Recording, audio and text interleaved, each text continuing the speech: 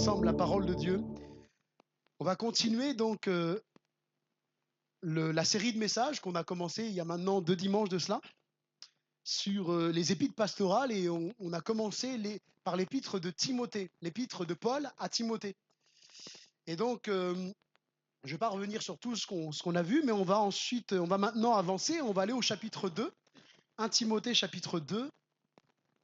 On va lire les 8 premiers versets, 1 Timothée. On va le découper en plusieurs, au moins minimum 2 dimanches, ce chapitre 2. De toute façon, il faut savoir que l'histoire des chapitres et des versets avec des numéros est arrivée tardivement. Avant, il n'y avait pas de chapitre, il n'y avait pas voilà, c'était tout d'un bloc. Donc, on va pendant 2 dimanches, en tout cas, minimum, s'arrêter sur le chapitre 2, parce qu'il y a plusieurs thématiques qui ressortent de ce chapitre 2. Et je ne veux pas simplement survoler, je veux vraiment qu'on puisse voir ce que la parole dit. Parce que des fois, on survole un peu rapidement. On ne comprend pas trop ce verset, allez hop, on passe à autre chose. Mais à un moment, quand il y a des choses qu'on ne comprend pas, il faut s'arrêter dessus, rechercher et prendre le temps et prier le Seigneur et méditer la parole de Dieu. C'est vraiment important. 1 Timothée chapitre 2, à partir du verset 1er. 1 Timothée chapitre 2, verset 1er. J'exhorte donc avant toute chose à faire des prières, des supplications, des requêtes, des actions de grâce pour tous les hommes, pour les rois et pour tous ceux qui sont élevés en dignité, afin que nous menions une vie paisible et tranquille, en toute piété et honnêteté. Cela est bon et agréable devant Dieu, notre Sauveur, qui veut que tous les hommes soient sauvés et parviennent à la connaissance de la vérité. Car il y a un seul Dieu et aussi un seul médiateur entre Dieu et les hommes, Jésus-Christ, homme, ou Jésus-Christ fait homme, qui s'est donné lui-même en rançon pour tous. C'est là le témoignage rendu en son propre temps, et pour lequel j'ai été établi prédicateur et apôtre. Je dis la vérité, je ne mens pas, chargé d'instruire les païens, les non-juifs, dans la foi et la vérité. Je veux donc que les hommes prient en tout lieu, en élevant des mains pures, sans colère ni mauvaise pensée. Amen. Gloire à Dieu. Donc nous allons voir plusieurs points ce matin. Je vais essayer d'être synthétique et de balayer certaines choses que j'estime qui ne seront pas forcément essentielles, peut-être des détails un peu historiques ou quoi. Je vais passer certaines choses, mais comme je l'ai déjà dit, je pense qu'à la fin de cette étude des 2 épîtres à Timothée et de l'épître à Tite, ça fera déjà un bon bouquin, et on pourra potentiellement l'éditer et le mettre en vente au comptoir de publication. On verra ça en temps et en heure. Premier point de ce message, c'est replacer les priorités. Et la priorité que l'apôtre Paul replace, c'est une église en communion avec Dieu, une église dans la prière. Le titre de ce message de ce matin, c'est la prière, l'indispensable de l'église. L'indispensable de l'église.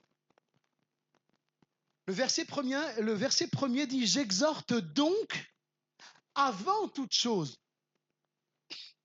Chaque mot a son importance ici. En effet, le mot « donc » a une importance capitale dans la compréhension de la suite du texte.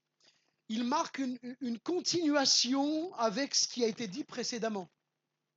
Au chapitre 1, que nous avons vu la dernière fois, l'apôtre Paul évoque en partie les fausses doctrines. Et il termine son chapitre par l'exclusion d'Hyménée et d'Alexandre. Il va dire « j'ai livré à Satan », vous vous souvenez de ce qu'on a vu, l'expression « livré à Satan », c'est-à-dire exclu de l'Église, coupé de la communion fraternelle. « J'ai livré à Satan, Hyménée et Alexandre, afin qu'ils apprennent à ne pas blasphémer ». Et donc, juste après, il dit « j'exhorte donc ». Donc, il y a une continuation entre le chapitre 1 et le chapitre 2. Et qu'est-ce que cela veut dire ? Eh bien, qu'il y a fort à penser que dans l'Église d'Éphèse, plusieurs, voire beaucoup, furent séduits par les faux docteurs, ceux qui voulaient amener les non-juifs sous la loi de Moïse, la circoncision, etc. Et qu'ils avaient finalement cessé de prier pour les perdus. Et ils passaient leur temps dans des débats interminables, des généalogies, tout ça, à débattre sur les généalogies, etc., etc. Et c'était des débats interminables initiés par les faux docteurs voulant faire judaïser les païens, voulant ramener les païens dans la religion juive. Et Paul va replacer les priorités. Il va replacer les priorités avant toute chose en demandant que la prière soit mise avant toute chose, c'est-à-dire à la première place au sein de l'Église. Et nous constatons que ce qui s'est fait, c'est ce qui se fera. Il n'y a rien de nouveau sous le soleil. À l'heure du 21e siècle, je crois que l'une des réunions les plus délaissées dans les églises, peu importe l'heure à laquelle on la met, c'est la réunion de prière. La réunion de prière. La prière semble être peu important. Certains l'annulent même de leur programme et se contentent simplement d'un culte. D'autres qui pourraient être là préfèrent peut-être aller faire autre chose. Alors je ne suis pas dans le jugement. On a chacun comment dirais-je, nos agendas, nos emplois du temps. Certains travaillent, d'autres ne peuvent pas avec la famille, etc. Loin de moi de juger, mais je parle sur un aspect global. Je ne m'arrête pas ici à l'église de Libourne, mais je parle en généralité. La prière est la grande délaissée. La prière est la grande délaissée. J'ai fait plusieurs églises et j'ai pu le constater, que les réunions de prière sont souvent désertiques. La prière communautaire est d'une grande importance et ne devrait jamais être négligée. Parce que quand ça arrive, l'Église est affaiblie. Et l'Église, lorsqu'elle ne prie plus, elle finit par perdre le sens des priorités. La prière doit rester dans notre vie personnelle et dans notre vie d'Église une priorité. Et nous allons le voir parce que la prière, ce n'est pas simplement demander à Dieu, c'est venir au contact de Dieu. La louange, l'adoration, c'est une prière. On s'approche de Dieu et on exprime notre cœur devant le Seigneur. Plusieurs textes, donc il y a Ésaïe 56, 7, et puis Jésus va le reprendre dans les 3 évangiles, ce qu'on appelle les évangiles synoptiques, Matthieu, Marc et Luc. Ma maison sera appelée une maison de prière pour tous les peuples. Pour tous les peuples, ma maison sera appelée une maison de prière. Et nous, parfois, on déplace les priorités. On s'occupe de plein de choses. On est dans l'activisme. On a plein de services. On fait plein de choses. C'est super, c'est extra. Mais on a oublié l'essentiel. On a oublié la vie de prière, la vie de piété, la vie de prière communautaire. Combien de fois on a été bénis dans les réunions de prière? Combien de fois Dieu a agi? Combien de fois Dieu a guéri? Combien de fois Dieu a répondu aux prières? Et nous, parfois, on délaisse les réunions de prière. Mais Jésus lui-même a placé ce qu'il voulait au sein de son peuple. Il va remettre les priorités aussi, le Seigneur. Quand il va voir que le temple va être inondé de commerce, d'animaux, etc., etc. Il va dire, vous en faites une maison de brigands, mais ma maison, ça doit être une maison de prière pour tous les peuples. Alors j'avance. La prière doit être une priorité. Une église en communion avec Dieu, c'est une église qui avance. Deuxièmement, est-ce qu'il y a différents types de prières? Et on va voir un petit peu, on va s'arrêter sur plusieurs mots. Le verset premier, des prières, des supplications, des requêtes, des actions de grâce. Donc il y a 4 termes qui sont utilisés pour décrire l'action de prier. Et plusieurs théologiens s'accordent à dire que ces termes ne sont pas mutuellement exclusifs. Certains sont des synonymes l'un de l'autre et que plutôt d'essayer d'établir de strictes distinctions entre chacun d'eux, il faut plutôt le considérer comme un accent qui est mis à chaque fois sur la nécessité de prier. Mais on va quand même s'arrêter sur chaque mot pendant quelques instants et puis voir un peu les différences qu'il peut y avoir entre ces mots. Premièrement, les prières. Le mot grec, c'est prosekas. Prosekas. Pardon, Daniel, hein, j'ai un pro du grec en face de moi, donc, mais pardonnez-moi pour la prononciation. Prosekas ou prosekas. Proseux. Merci, Daniel. Prosekas, donc, c'est le terme général pour désigner la prière. l'emploi de ce terme est toutefois toujours restreint aux prières adressées à Dieu. Alors c'est vraiment dans une prière qui s'adresse, c'est le terme qui est utilisé pour s'adresser à Dieu. Par exemple, l'autre terme, déésis, pardon, n'a pas cette restriction comme le mot proseukas. Proseukas est donc un mot sacré et désigne la prière comme le fait de s'approcher de Dieu. Il y a cette idée aussi d'adoration, de respect. C'est un peu les traits caractéristiques de ce mot. Ensuite, il y a les demandes ou les supplications, donc déésis. Pardonnez-moi vraiment pour la prononciation. Ce nom a comme racine le verbe deomai, qui signifie avoir besoin de. Avoir besoin de. La prière est ici considérée comme l'expression de nos besoins. L'expression de nos besoins, elle suppose que nous nous sommes rendus compte de nos besoins. Nous sommes rendus compte que nous avions besoin grandement des bénédictions et des dons de Dieu. Les requêtes, les supplications, les demandes, pardon, ou supplications, tout dépend selon les traductions. Ensuite, j'avance le mot requête. Alors là, la prononciation, ça va être plus compliqué. Entoxes. Pardonnez-moi vraiment pour la prononciation. Ce mot ne revient qu'à 2 reprises dans le Nouveau Testament. Donc on le retrouve ici et dans 1 Timothée 4, 5. Chapitre 4, verset 5.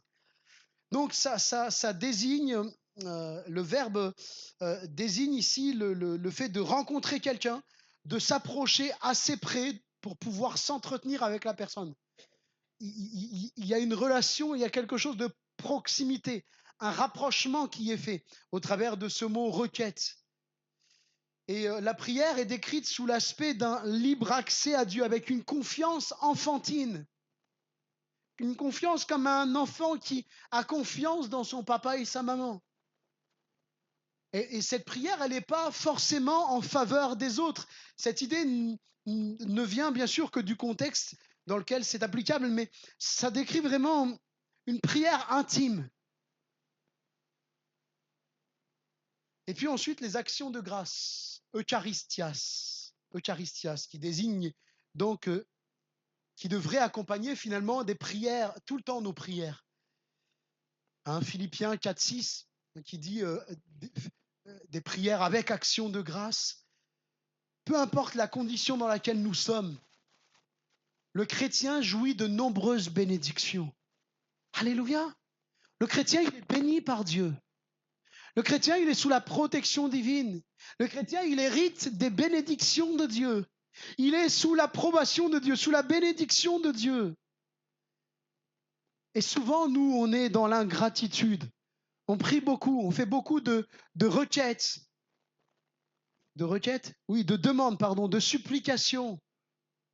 Mais combien de fois on prend du temps pour bénir le Seigneur pour tous ses exaucements, toutes les fois où il nous a répondu, toutes les fois où il nous a visités. Et il y a un théologien qui a avancé l'idée, et elle est plutôt vraie, donc c'est pour ça que je le dis, que les actions de grâce subsisteront dans le ciel. Alors ici, plusieurs textes, Apocalypse 4, 9, Apocalypse 7, 12, entre autres. Et il dit qu'elles seront même encore plus nombreuses, plus vives et plus complètes qu'ici-bas. Parce qu'au ciel, les rachetés ils sauront tout ce qu'ils doivent à leur Seigneur. Ils rendront alors des actions de grâce. Tandis que les autres formes de prière, il n'y aura plus ces demandes, il n'y aura plus tout cela. On sera dans la présence même de Christ. À le louer éternellement, à lui adresser nos actions de grâce. Donc, ce théologien soulignait l'importance des actions de grâce en disant, mais en plus de cela, c'est la seule forme, entre guillemets, de prière qui perdurera dans l'éternité. On sera éternellement en train de le louer, de l'adorer. Alléluia. Donc, je poursuis mon 3e point.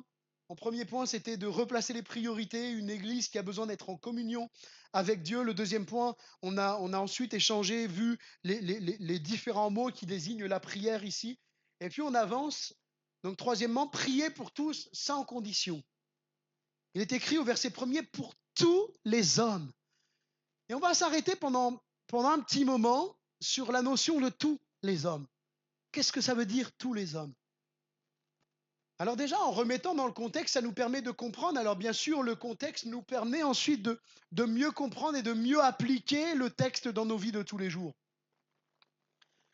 Dans le contexte, les faux enseignants, on revient sur ces faux enseignants, cherchaient à détourner la jeune communauté de chrétiens qui étaient issus du paganisme, donc qui étaient des chrétiens non juifs, et voulaient les amener dans le judaïsme, comme je le disais. Et les juifs mettaient l'accent sur leur peuple. Nous sommes le peuple juif.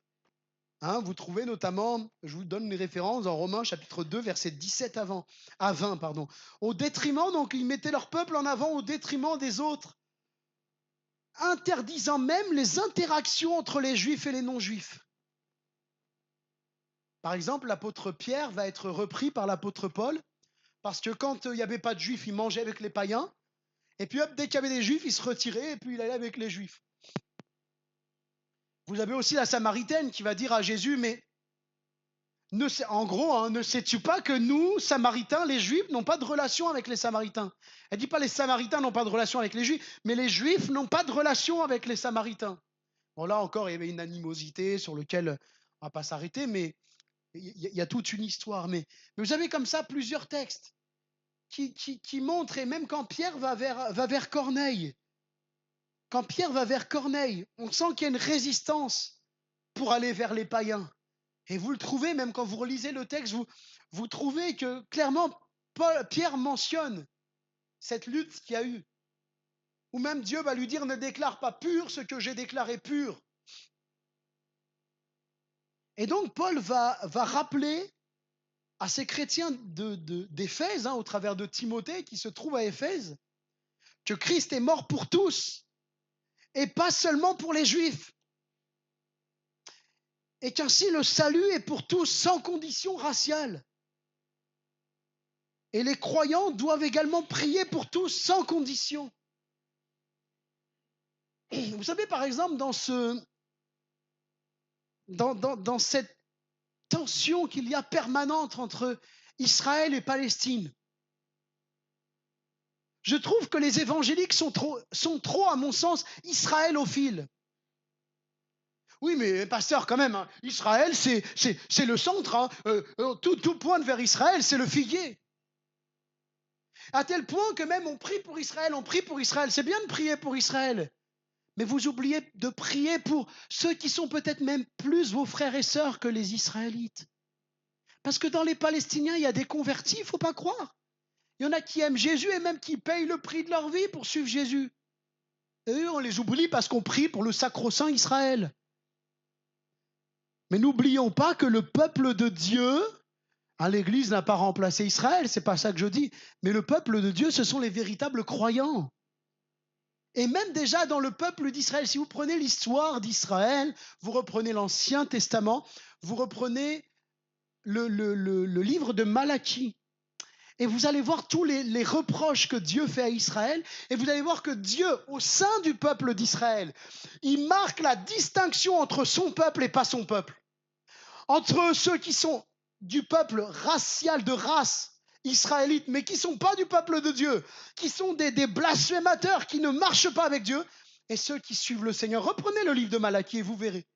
Et dans toute l'histoire d'Israël, Dieu fait clairement la distinction entre le peuple de sang, hein, il y a une promesse qui a été faite à Abraham, le peuple de sang, mais ceux qui sont de véritables croyants. Il faut faire la distinction. Et moi, je pense qu'il faut faire attention comment... personnellement, je crois que parmi le peuple d'Israël, il y a ceux qui se font appeler les Juifs messianiques, qui croient en Jésus, le Messie, le Sauveur. Mais vous avez aussi parmi le peuple d'Israël de profonds occultes. Hein? Des gens qui pratiquent l'occultisme, le satanisme, qui vont voir des voyants, des guérisseurs de toutes choses. Vous avez même au sein du judaïsme des branches qui pratiquent des choses occultes. Et nous, oh Israël, peuple de Dieu, c'est mon frère, ma sœur. Mais d'où, s'il n'a pas Jésus, c'est pas ton frère, c'est pas ta sœur. Hein. Nos frères et nos sœurs, c'est ceux qui ont accepté Christ, ceux qui se sont repentis de leurs péchés, alléluia. Il y a aussi des Palestiniens, il y a aussi de tous les tous sans condition, je ferme la parenthèse pour pas être trop long, mais c'est important de faire ces rappels quand même. L'Église ne doit pas uniquement, et je continue dans ma pensée, ne doit pas uniquement prier pour les chrétiens, pour ceux qui sont enfants de Dieu, même si c'est important de prier les uns pour les autres, mais pour tous, inconditionnellement, pour tous. Donc j'avance, Paul dit pour tous les hommes, puis il dit pour les rois, pour ceux qui sont élevés en dignité. Alors là, c'est intéressant, parce que Néron a régné sur l'Empire romain de 54 à 58. De 54, pardon, à 68, excusez-moi. On estime que l'épître à Timothée a été écrit de mémoire, parce que j'ai plus mes premières notes sous les yeux, je crois que c'est 66 par là. Donc Néron régnait encore. Il était donc empereur quand Paul a écrit les épîtres pastorales. Néron était un blasphémateur, un empereur cruel et tyrannique qui a mené de grandes persécutions contre les chrétiens, et notamment lorsqu'il va... plusieurs ont supposé ça dans les écrits. Vous avez plusieurs écrits sur le sujet. Hein. Vous avez Suétone qui a écrit donc, sur le sujet. Vous avez Tacite aussi qui a écrit. Vous avez Don Cassius qui a écrit sur le sujet et qui a décrit l'empereur Néron. Et lorsque on suppose, beaucoup ont supposé à l'époque que c'était Néron qui a fait incendier, parce qu'il devait vraiment avoir, quand vous suivez la description de Néron, de vrais troubles psychiatriques, cet homme-là. C'est vraiment, il avait même des fantasmes un peu bizarres, vraiment des trucs, quand on lit et qu'on se penche un peu là-dessus, ça fait peur. Hein. C'est pas bon d'avoir de tels hommes en face de nous. Mais ils avaient besoin de la grâce de Dieu aussi. Hein, c'est ce que Paul va dire pour tous les hommes. Et donc, il va accuser les chrétiens d'avoir incendié Rome. Et il va même aller vous retrouver dans ces récits, les auteurs que je vous ai cités. Dans la suite, quand le livre sera édité, il y a les notes en bas de page, vous pourrez retrouver les différents ouvrages sur le sujet. Il va aller jusqu'à donc mettre des chrétiens dans les arènes, des centaines de chrétiens dans les arènes, être déchiquetés par les lions, etc. Et il va prendre des chrétiens qu'il va enduire de poids et qu'il va mettre dans les jardins impériaux, et il va s'en servir comme torche humaine. Vous voyez un peu la cruauté de cet empereur. Et l'apôtre Paul, il dit, vous voyez cet homme-là, qui tue, qui blesse les chrétiens, ce blasphémateur, cet homme cruel, il a besoin de Jésus. Vous devez prier pour lui. Les chrétiens des faits sont encouragés à prier pour ceux qui les persécutaient. Comme Jésus va leur donner dans Matthieu chapitre 5, verset 44, priez pour ceux qui vous persécutent. Et en demandant dans leur prière qu'ils puissent mener une vie paisible, tranquille, pieuse, Paul demande qu'ils prient afin que les autorités persécutrices, parce que c'est ça la pensée qu'il y a derrière, quand il dit afin que nous puissions mener une vie paisible et tranquille en toute piété et honnêteté, derrière ce que Paul entrevoit, c'est prions pour que ces autorités se repentent de la persécution qu'elles ont menée contre l'Église, qu'elles se repentent, et étant donné qu'elles se seront repenties, on va pouvoir souffler un petit peu, quoi. J'avance sur en toute piété et honnêteté. Vous voyez, chaque mot a son importance quand on prend le temps de les examiner. Le mot piété est un des mots-clés de cette épître. Il est mentionné à 5 reprises dans la première épître à Timothée. Ce mot eusebia est composé de E qui signifie bien, et de Sébésis ou Sébésis, venant de Sébo, qui désigne le fait d'aimer Dieu, de le vénérer, de le respecter, de le craindre.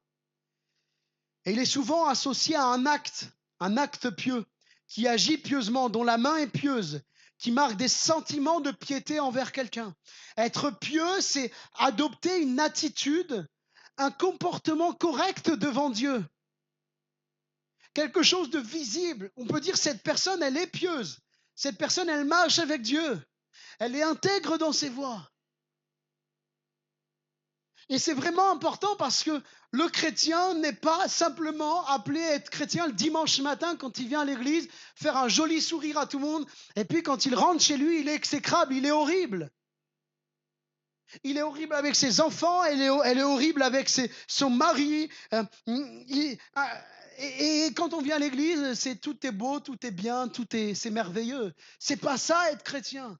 La vie de piété, c'est de vivre bien devant Dieu et devant les hommes. C'est quelque chose de visible, de perceptible. Tous ceux qui vous côtoient doivent être capables de dire, celui-là, il n'a même pas besoin de dire qu'il est chrétien, ça se voit. On a besoin de la grâce de Dieu, n'est-ce pas? Parce qu'on n'est peut-être pas forcément dans les excès que j'ai dit, mais on a quand même besoin de la grâce de Dieu. Change-moi, Seigneur. Change mon caractère, change ma façon de penser. Aide-moi à moins critiquer, à moins parler sur les autres. Aide-moi à regarder l'autre différemment, même si peut-être il me semble négligeable à mes yeux. Aide-moi à l'aimer quand même. C'est ma prière. Que Dieu nous aide. Et le mot honnêteté, quant à lui, renvoie à la dignité morale, à un comportement réservé pur. Ils sont assez proches, ces mots-là, dans leur désignation, dans leur définition. Ils désignent la sainteté dans les rapports avec les hommes. La sainteté. La sainteté, elle est d'abord par rapport à Dieu, mais aussi dans nos rapports avec les autres. Soyez saints dans toute votre conduite. Toute votre conduite. Paul va dire, soit que vous mangiez, il s'adresse aux Corinthiens, soit que vous mangiez, soit que vous buviez, soit que vous fassiez quelconque autre chose. Faites tout pour la gloire de Dieu. Tout. Et Paul éprouvait le besoin de lancer à cette Église un appel vif à vivre dans un amour profond pour le Seigneur, dans la sainteté, dans la crainte de son nom. Parce que ses membres avaient subi l'influence négative des fausses doctrines. Et nous, même si dans l'Église, les prédicateurs prêchent la vérité, parce que je le crois, s'il y a un prédicateur qui ne prêche pas la vérité, avec les autres, on va le reprendre et on va essayer d'amener à ce que les choses soient corrigées. Les prédicateurs qui sont dans cette Église prêchent la vérité, prêchent la doctrine biblique. Mais on est influencé quand même par les fausses doctrines. Vous savez, on verra dimanche prochain, normalement, j'espère, si j'arrive à terminer ce matin, on parlera un sujet qui fâche, la suite de 1 Timothée, la place de la femme dans l'Église. Et on survolera plusieurs textes, on ira. Je vous conseillerais aussi un bouquin qui est en vente au comptoir de publication, qui est vraiment intéressant et très équilibré sur le sujet. On parlera de ça. Et dernièrement, on m'a envoyé une vidéo d'une femme pasteur. Elle m'a dit, regarde les arguments qu'elle donne. Elle attrape le grec, excusez-moi du mot, elle le défonce. J'envoie ça à Daniel, il va passer du rouge au bleu, au blanc, au violet, à toutes les couleurs. Elle défonce le grec, c'est-à-dire elle prend le mot, par exemple le mot oudé, et puis elle le défonce. Naturellement, elle le prend dans le sens qui l'arrange. Et puis elle dit, non, mais en fait, je ne permets pas à la femme d'enseigner et de prendre autorité sur l'homme. En fait, là, je vais titiller Daniel, c'est, je ne permets pas à la femme d'enseigner en faisant de l'autoritarisme. Donc en fait, ça veut dire qu'elle peut enseigner, mais elle ne doit pas faire de l'autoritarisme. Tu vois, Daniel, un peu, c'est tordu, hein. Alors que tout simplement, j'ai pris les définitions du dictionnaire Bailly et il dit tout l'inverse. Il montre la continuité dans la négation du verbe ouder, qui s'utilise dans la plupart du temps dans une négation et une continuité. Bon, vous verrez la semaine prochaine, ça sera passionnant, j'en suis sûr. Peut-être certains viendront me lapider à la fin de la réunion, c'est pas grave, il n'y a pas de souci. Ce qu'on veut, c'est prêcher la parole, toute la parole, que ça plaise ou que ça plaise pas, ça me dérange pas, il n'y a pas de souci, vous inquiétez pas. Donc je continue. On est aussi influencé, nous, par les fausses doctrines. Il y a des gens, cette personne-là, cette femme pasteur, elle est suivie par des milliers de personnes et peut-être certains même la suivent au milieu de nous sur les réseaux. Et elle raconte 3 salades à la minute. 3 encore, je suis généreux. Je continue. Donc, les chrétiens étaient influencés par les fausses doctrines et Paul avait besoin de rectifier le tir. Ce qu'on doit souligner, c'est que de désirer mener une vie paisible et tranquille n'est pas pour faire n'importe quoi de nos vies, faire ce qu'on veut. Oh, c'est bon, ça y est, on n'est pas persécuté, super, c'est extra, on peut faire ce qu'on veut. Non. Paul souligne Une vie paisible et tranquille en toute piété et honnêteté. Si tu mènes une vie paisible et tranquille, c'est pas pour faire ce que tu veux de ta vie, c'est pour faire ce que Dieu veut de ta vie. Et la différence. Ah, mais moi, je suis libre, hein? Tu es libre, mais tu es esclave de Christ. Je suis libre à l'égard du péché, mais Dieu m'appelle à une dépendance à l'égard de Christ. Nous, on est enfants de Dieu.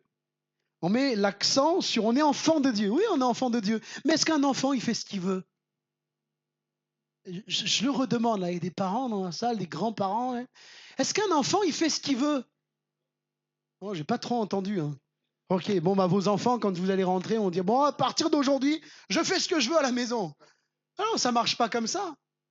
Donc, vous êtes enfant de Dieu. Maintenant, je vous demande, est-ce que vous faites ce que vous voulez? Non, mais c'est pas de la dictature. On sait que Dieu a le meilleur pour nous. On sait que tout ce que Dieu veut pour nous est bon. Tout don parfait, toute grâce excellente viennent du Père des Lumières. Alléluia. Donc, le quatrième point, l'œuvre salvatrice et inconditionnelle de Dieu. On va s'arrêter là-dessus pendant un petit moment. Les versets 3 à 6. Donc, on l'a dit que le défi majeur des églises, de l'église primitive, de l'église d'Éphèse, mais aussi des autres églises, c'était le retour au judaïsme, que plusieurs faux pasteurs s'étaient introduits dans les équipes pastorales et avaient donc semé du trouble dans l'église. Et donc ça, c'est le contexte. Et dans la pensée juive, il y a notamment cette distinction qui est faite entre ceux, nous l'avons dit tout à l'heure, qui étaient issus du peuple juif et les autres. Et Paul corrigera et enseignera aux Galates, chapitre 3, verset 28, qu'il n'y a plus ni juif, ni grec. Ah, mais pasteur, il est dit ni homme, ni femme. Alors le truc du ministère féminin, on en parlera la semaine prochaine. Vous allez voir. Parce que ce texte-là, il est très facile quand même.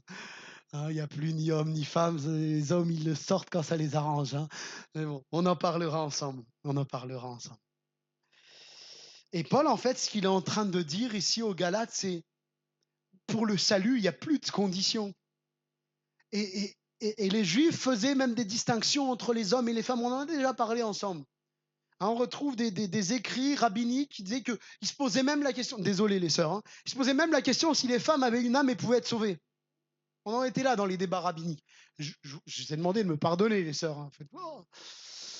Et Paul dit, mais il n'y a plus de tout ça, il n'y a plus d'esclaves, de maîtres. Pourtant, l'esclavage a continué, n'est-ce pas? Il y a toujours eu cette distinction physique entre l'homme et la femme. Mais spirituellement, elle n'est plus là, cette distinction, pour le salut. Dieu sauve tout le monde, sans condition. Et au verset 3 et 4, maintenant, on va s'arrêter. Est-ce qu'il faut comprendre dont Dieu veut que tous les hommes soient sauvés, est-ce qu'il faut le prendre au sens universel du terme? C'est-à-dire que chaque être humain individuellement va être sauvé. Mais non, c'est juste sa volonté. D'accord. Si c'est la volonté de Dieu, je crois que Dieu exécute toute sa volonté. Et il met tout en place pour exécuter sa volonté. Il est capable de plier le cœur du plus rebelle pour accomplir sa volonté. N'avait-il pas voulu que Jonas aille à Ninive? À Tarsis, non? Ninive, ouais. À Ninive. Jonas va aller à Tarsis. Oh, Jonas, il fait ce qu'il veut quand même. Hein, mais qui sait quel dernier mot? C'est Jonas ou c'est Dieu? C'est Dieu. Donc Dieu est capable de même créer les circonstances pour que sa volonté soit faite. Et je ne le base pas sur ce que je dis moi. Donc Dieu veut que l'humanité entière soit sauvée. D'accord.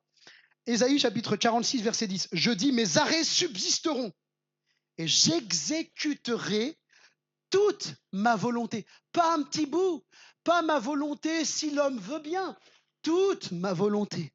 Ésaïe 46, 10 et puis Psaume 135, verset 6. Je prends juste deux textes comme ça, parce que c'est toute la Bible qui nous montre que Dieu fait sa volonté. Tout ce que l'Éternel veut, il le fait. Dans les cieux et sur la terre, dis donc. Donc, si on l'interprète de la façon habituelle, Dieu veut que tous les hommes soient sauvés, eh bien, on en arrive à de l'universalisme. C'est-à-dire qu'il n'y a personne qui ira en enfer, tout le monde ira au paradis parce que c'est la volonté de Dieu. Moi, je vous avoue que j'ai un peu du mal quand même avec cette interprétation-là, et j'en reviens de cette interprétation-là. Et ce texte doit être impérativement, en tout cas là, dans ce texte, il doit être remis dans son contexte de rédaction. On ne peut pas prendre juste ce verset-là et l'isoler du reste du texte. C'est pas possible. Et souvent, nous, on est des spécialistes pour faire ça. Je connais les projets que j'ai formés sur toi. Projets de paix et non de malheur. Ah ouais? Pour celui qui va être perdu éternellement, c'est des projets de paix et non de malheur? Ben non. Alors qu'est-ce que ça veut dire? Il faut toujours remettre les textes dans son contexte. Paul, il dit de prier pour tous les hommes, sans condition. Il va même jusqu'à dire ceux qui vous persécutent, ceux qui, c'est ce que ça veut dire, ceux qui dominent sur vous, là, les rois, les autorités, les princes de ce monde, eux, là, vous devez prier pour eux. Et en fait,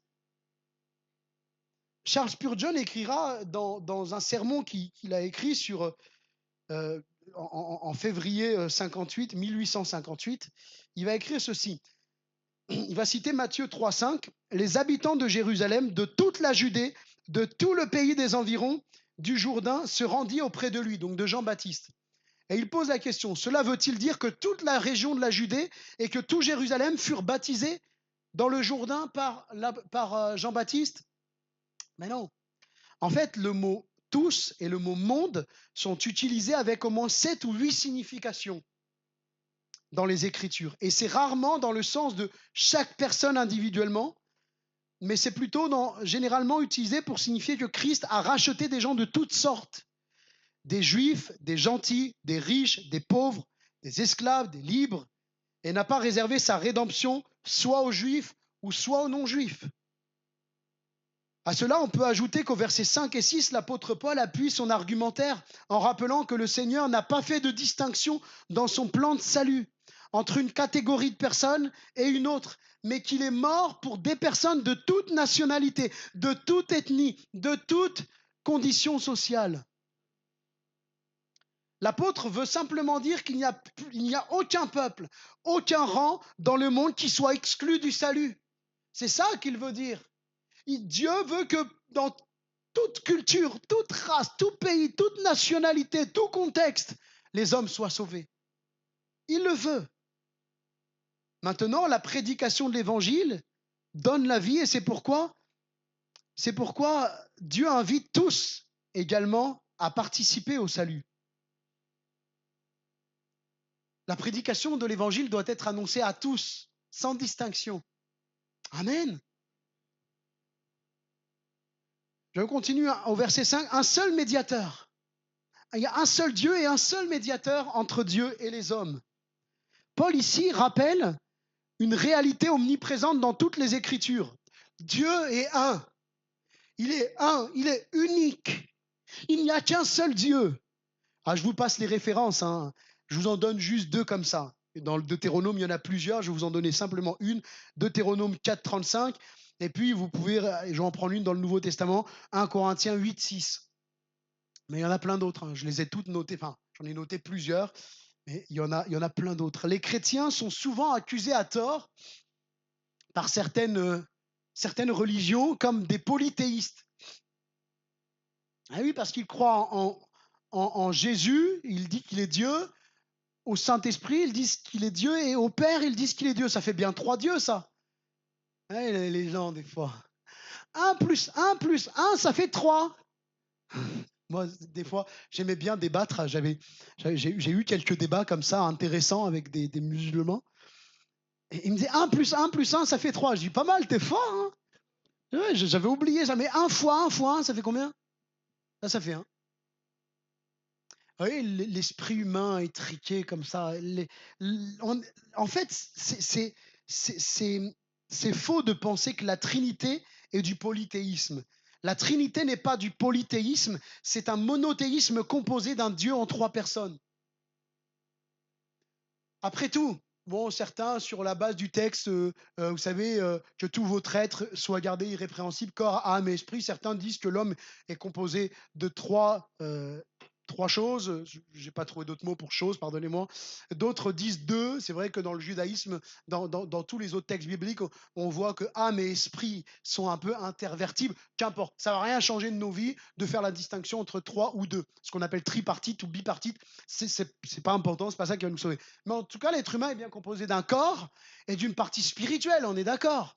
Et pourtant, ils forment qu'une personne. On ne dit pas, tiens, je suis allé parler avec l'esprit de Lagdar et l'âme d'Anne-Sophie. Non. On dit bien, j'ai parlé avec Lagdar, il est entier. Et d'ailleurs, Paul va insister avec les Corinthiens influencés par la philosophie grecque qui disait notre âme est sauvée, donc on peut aller faire de nos corps, on ne se marie pas, on va juste soulager nos pulsions avec des femmes de mauvaise vie, et puis c'est pas grave, notre âme est sauvée. Paul va dire non, votre corps est le temple du Saint-Esprit. Il va marquer en disant tu ne peux pas faire ce que tu veux de ton corps, tu t'appartiens plus à toi-même. Avant de faire quelque chose, tu dois savoir si ça plaît à Dieu ou pas. Donc, si on accepte que nous, on est composé au moins d'une partie spirituelle, âme, esprit et d'un corps, pourquoi Dieu ne pourrait-il pas être en 3 personnes tout en étant un? Jean chapitre 1er, verset 1er, il explique merveilleusement bien la Trinité en s'arrêtant simplement sur le Fils et le Père. Merveilleusement bien. Et en même temps, notre intellect, il bloque. Il bloque. On est limité. C'est par la foi qu'on croit dans ce que la parole de Dieu dit. On peut l'expliquer avec des mots, mais on est limité. Un jour, je débattais comme ça avec un musulman, avec un collègue de l'ITB. On faisait de l'évangélisation de rue et on croise un musulman. Et donc, on se revoit un peu plus tard autour d'un café. On commence à discuter. Et il commence à me sortir ces arguments que je connaissais depuis. J'avais un peu survolé le Coran, les hadiths, etc. Donc, je connaissais un peu leur argumentaire. Et puis, à un moment, je lui dis, viens, on va lire ensemble Jean, chapitre 1er, verset 1er. Et je lui dis, au commencement était la parole. La parole était avec Dieu et la parole était Dieu. Je lui dis, qui est la parole? Il me dit, c'est Dieu. Je dis, tu te trompes. Je ne peux pas être avec toi et toi en même temps. C'est pas possible. Non? Et pourtant, le texte nous dit que la parole était avec Dieu, 2 personnes. Et juste après, la parole était Dieu. Ah, on retrouve une unité. Vous voyez? C'est assez simple à expliquer comme ça la Trinité. Mais notre intellect cartésien, là, il n'arrive pas à le discerner, ça. C'est la foi qui nous amène à comprendre ces réalités bibliques. On est face à une complexité de saisir pleinement cette réalité spirituelle avec notre seul intellect, mais c'est par la foi. Hébreux 11, 3 dit que c'est par la foi que nous croyons aux réalités spirituelles. Donc il y a un seul Dieu et un seul médiateur entre Dieu et les hommes, Jésus-Christ, homme, ou Jésus-Christ fait homme. Le médiateur désigne la personne qui intervient entre 2 parties adverses pour résoudre le conflit, pour résoudre un conflit, pour ratifier une alliance. Jésus-Christ est le seul médiateur, un seul, capable de restaurer la paix entre Dieu et les pécheurs. Il est le seul, parce qu'il y a un seul nom qui ait été donné et par lequel nous puissions être sauvés, c'est le nom de Jésus. Amen. Vous dormez pas? Bon. Le médiateur désigne le milieu, l'intermédiaire. Donc ça, je suis allé vraiment dans l'étymologie du mot. Hein. Le milieu, l'intermédiaire, celui qui se tient entre 2 extrêmes. Un arbitre aussi. Job avait conscience qu'un arbitrage devait avoir lieu. Ce texte, il est tellement fort. Il est tellement beau, il est tellement touchant à l'égard du Seigneur Jésus. Job réalisait cette nécessité d'un médiateur. Si tu peux afficher le texte dans Job 9, 32 à 33. Job réalise qu'il est pécheur et qu'il a besoin d'une médiation. Il va dire, il n'y a pas entre nous d'arbitre qui pose sa main entre nous deux. Qui pose sa main entre nous deux. Et il parle bien de Dieu. Vous relisez l'intégrale de Job, le chapitre 9, et vous verrez que les premiers versets nous montrent qu'il parle de Dieu. Il n'y a personne. C'est ce qu'il est en train de dire. Il n'y a pas entre nous d'arbitre. Mais il n'avait pas la révélation de Christ encore, Job. Christ, il est cet arbitre qui vient et qui touche Dieu parce qu'il est Dieu et qui touche l'homme parce qu'il est aussi pleinement homme. Et il vient nous réconcilier à Dieu. Il est ce pont, il est cet arbitre, il est ce médiateur qui vient nous réconcilier au Père. Ce chemin qui était brisé entre nous et le Père, il va prendre la main de Dieu, il va prendre la main de l'homme et il va le réconcilier à son Dieu. N'est-ce pas extraordinaire? Quand j'ai relu ce texte en étudiant ce médiateur, mon cœur a été comme tout à nouveau touché par la grâce de Dieu. Et je réalise, je l'avais entendu il y a bien des années ce texte, et je réalise combien Jésus est le meilleur et il est le parfait médiateur. Alléluia. Il n'y a pas d'autre médiateur.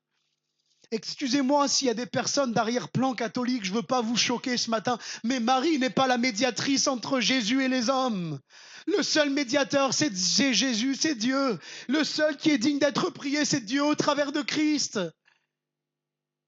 Et les judaïsants, eux, voulaient faire entrer les chrétiens dans une autre médiation, en plaçant la loi de Moïse comme une médiation, en les obligeant à se circoncire. Et même Acte 15, verset 1er, nous montre qu'il disait qu'il fallait se circoncire pour être sauvé. Et Paul leur rappelle que la seule médiation entre les dieux et les hommes, voilà, vous voyez, le texte affiche la seule médiation entre Dieu et les hommes. Le seul qui puisse nous sauver, c'est le Christ. Parce qu'il a payé pour nous sur la croix. Et s'il y a peut-être quelqu'un qui ne l'a pas réalisé, réalise ce matin que le Christ a été cloué à cause de toi. Que Jésus a été ensanglanté à cause de ton âme pour que tu sois sauvé, pour que tu sois pardonné. Jésus a été cloué sur la croix. Il a pris ton péché, le mal de ta vie. Parce qu'il t'aime. Parce qu'il t'aime. Personne ne pourra jamais aussi t'aimer aussi fort que Jésus. Ce matin, si tu ne l'as pas fait, capitule devant Jésus. Demande-lui pardon de tout ton cœur et reçois le salut de Dieu dans ta vie. Le seul médiateur, c'est Jésus. Jésus-Christ, homme. L'absence de l'article devant homme en grec suggère la traduction suivante, Jésus-Christ lui-même homme, ou encore Jésus-Christ homme véritable. Seul le Dieu-homme parfait pouvait réunir Dieu et l'homme, comme nous l'avons vu au travers du texte de Job. Paul a affiché très clairement la divinité de Christ dans ses mêmes épîtres pastorales. On en a déjà vu au tout début, là, dans le chapitre 1er. Mais vous avez 2 Timothée 3,16. Vous avez... 2 Timothée 3,16. Tite 2,13. Il était connu pour enseigner la divinité de Christ. Dans 2 Corinthiens 5,19, il va affirmer la divinité de Christ. Dans Colossiens 2,9, il affirme la divinité de Christ. Vous connaissez ces textes. Dieu était en Christ, réconciliant les hommes avec lui-même. En lui, donc en Jésus, habite corporellement toute la plénitude de la divinité. Donc Paul, il était connu pour annoncer que Jésus était Dieu. Donc comme il s'adresse à Timothée, il ne va pas insister sur la divinité de Jésus, mais il va marquer l'humanité. Il met l'accent sur l'humanité, dans le but de rédemption, de salut des hommes. Car comme le péché est entré dans le monde par un seul homme, par Adam, il fallait aussi que le pardon des péchés soit accompli par un homme. Romains chapitre 5, verset 15. Il est le substitut et il nous rachète de nos péchés de façon inconditionnelle, s'étant donné en rançon lui-même pour tous. On revient sur ce mot « tous ». Ça fait référence à la mort substitutive de Christ qui prend notre péché, qui se substitue à notre place. Et le mot « tous » désigne, comme nous l'avons vu, des personnes de toute nationalité, de toute ethnie. L'œuvre de substitution accomplie pour Jésus n'est pas réservée à une élite, à un peuple, mais Jésus est mort pour des personnes de toute origine. Alléluia! Donc je continue. Le but du ministère pastoral et apostolique, au verset 6 à 7, c'est là le témoignage rendu en son propre temps et pour lequel j'ai été établi prédicateur et apôtre. Je dis la vérité, je ne mens pas, chargé d'instruire les païens dans la vérité. Paul rappelle ici le but de la vocation qu'il a reçue de la part de Christ, c'est annoncer l'œuvre substitutive de Christ, l'œuvre salvatrice de salut du Seigneur Jésus et d'instruire les païens. Il a pu encore plus fortement, et non seulement le salut est aussi pour les non-juifs, mais que Dieu a suscité un apôtre pour les non-juifs. Et au-delà de la vocation apostolique de l'apôtre Paul, c'est aussi l'appel à tout pasteur, à tout ancien, à tout responsable d'église que d'enseigner, d'instruire. Je vous passe les références que vous trouvez dans les 2 épîtres à Timothée. Il ne devrait jamais s'en détourner pour d'autres occupations, pour d'autres services. Sa priorité, c'est que l'évangile soit annoncé, que l'église soit enseignée. Amen. Le pasteur ancien doit toujours mettre au centre de son message, de son enseignement, l'œuvre rédemptrice de Christ. Il dit, je dis la vérité, je ne mens pas. Je reviendrai plus tard là-dessus. Mais l'argument qui est souvent mis en avant pour décrédibiliser les paroles de l'apôtre Paul, c'est que là c'est Paul qui dit, c'est pas Dieu. Là c'est Dieu, là c'est Paul. Mais Paul il dit, je dis la vérité, je mens pas. Il est conscient que ce qu'il écrit vient de Dieu. Et l'apôtre Paul, finalement, pose les affirmations suivantes. Et ça vient contre-argumenter ce qu'il dit, non, là, ça vient de Paul. Qu'il a été établi par Dieu comme prédicateur, son ministère lui vient de Dieu, qu'il dit la vérité, donc il ne ment pas, et qu'il est chargé d'instruire les païens dans la foi et la vérité. On est des païens, n'est-ce pas ? À part peut-être si certaines personnes sont d'origine juive, mais païens désignent les croyants d'origine non juive. Donc l'instruction que Paul donne, elle est pour tous. Chargé d'instruire les païens. Il ne dit pas chargé de vous instruire, les païens. Donc l'argument cité que je vous donnais décrédibilise le caractère, ce qu'on appelle théopneustique, ça veut dire inspiré des écrits. Là, je ne permets pas, il dit je, donc c'est pas inspiré, ça vient de l'homme. Finalement, on ne garde pas beaucoup de choses des écrits de Paul, alors, hein, si on réfléchit comme ça. Mais il dit, je dis la vérité, je ne mens pas. Et puis je termine, c'est mon dernier point. Le cœur qui accompagne la prière. Au verset 8, je veux donc que les hommes prient en tout lieu, en élevant des mains pures, sans colère ni mauvaise pensée. Et l'apôtre continue son enseignement concernant la prière de l'Église. Et souligne que la prière ne doit pas se cantonner uniquement à l'église, à un endroit particulier, mais en tout lieu. En tout lieu. Et là, la posture d'élever des mains pures, c'est en fait une posture naturelle. Hein, l'homme qui va crier à Dieu, d'élever son cœur, sa voix, ses mains vers Dieu. Et c'était une posture courante dans le judaïsme. Hein. Vous avez au moins 4 références dans les psaumes qui parlent d'élever des mains. Dans les Lamentations, il y a une référence et aussi dans Néhémie. Il y a une référence au fait de lever les mains pour adorer Dieu. Il ne s'agit donc pas d'une nouveauté, ce n'est pas quelque chose de nouveau que Paul dit là. Mais l'enseignement concerne ici le cœur, les motivations avec lesquelles nous prions, sans colère ni mauvaise pensée. Et Isaïe, chapitre 1er, verset 15, Dieu va reprocher à son peuple, quand vous étendez vos mains, vous voyez, on retrouve ça, vous étendez vos mains, je détourne de vous mes yeux. Quand vous multipliez les prières, je n'écoute pas, vos mains sont pleines de sang. Il fait un reproche, comme il dira, vos lèvres m'invoquent, mais vos cœurs sont éloignés de moi.